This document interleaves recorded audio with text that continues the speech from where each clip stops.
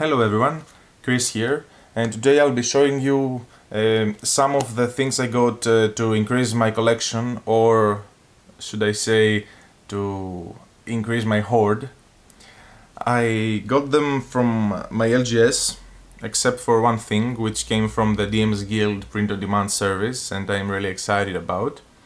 But with no further ado, let's begin. So the first item I got is the Guildmaster's Guide to Ravnica. It took a bit longer to come here, and the LGS owner said that this book and the Dungeon of the Mad Mage, along with their accessories,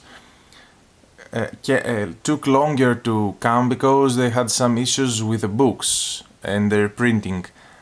I don't know much about it. I only know that the release date was delayed, and on the Wizards website the date was updated, but they arrived way later here. But anyway, now I have it. I haven't been keeping up with the news though, so I don't know much about what's the contents of this book. I only know it has some character options, guild lore, along with character options based on the guilds, also how to create adventures in Ravnica, and I know, because I opened the book right on the page, there is a ready adventure in it, and finally some items and monsters. Hopefully I'll check more about it later.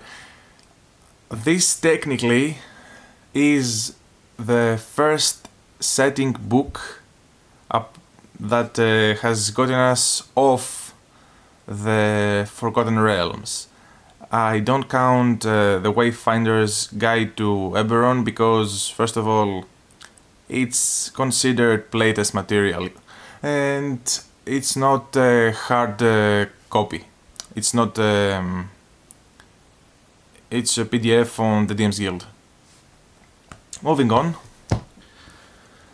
As expected, I got the Dungeon of the Mad Mage. Again, the story is the same. They took way too long to bring them here, and that was disappointing, but I can't really blame the owner.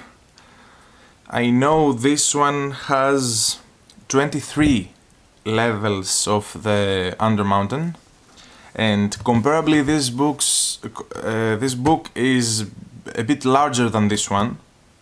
Oh, and I forgot, the Ravnica book has maps by Dyson Logos, which is a great cartographer, and I am a huge fan of him. Hopefully I'll check this one out as well. Maybe I could do a flip through if you're interested in this sort of thing. So, moving on. Now the print-on-demand thing. This one, the Encounters in the Savage Cities. It's a series, it's the Savage Encounters series by Jeff Stevens. And he gets a lot of creators from the DM's Guild to contribute, and in this one I contributed as well, and I'm really excited to see a physical copy of a book I contributed in, and that makes me really happy. If you have the book, please let me know how you think my encounter is. It's the Deadly Fountain. It's on page 34, and I'm pretty happy on how it turned out story-wise and mechanics-wise. The latest Savage Encounters supplement is called Villains and Lairs. It was very recently released on the DM's Guild, and it may contain an encounter. No, these are not encounters. It may contain a villain by me if it reaches 250 sales, if I remember correctly. So check it out, and hopefully it will be updated to include my villain as well. Moving on, the last book is not D&D related, it's actually this huge beast. It's the Vampire the Masquerade 5th edition. I have little to no experience with it. The experience I have is talking about it with a player of the game that he used to play quite a few years ago. So I don't know much, but I'm interested in getting to know more RPGs, and when I saw this on the shelf of the LGS, I said to myself, you need to have it, and I got it, and it's actually really big. I haven't opened it yet. Maybe if you want I can do an unboxing and flip through like with the others. And the interesting about it is this thing. The sticker that says includes PDF, which actually I consider a very interesting policy, and I want to see more of that, and especially in the D&D products. There is no reason not to do that, but yeah, that's a conversation for another time. Moving on, away from books, time to go to accessories. I got this, the Dragon Heist dice set.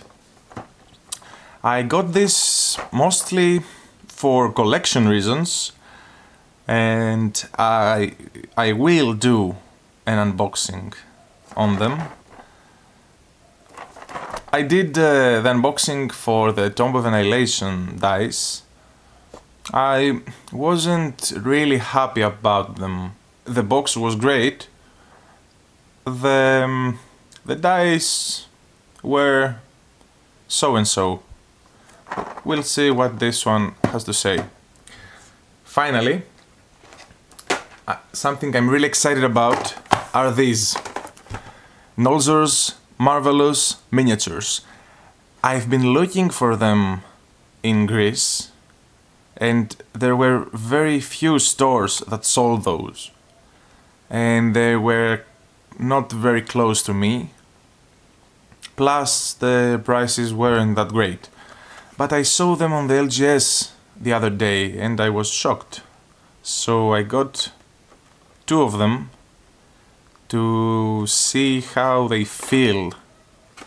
I want to see, I have some of the other miniatures. I want to see if the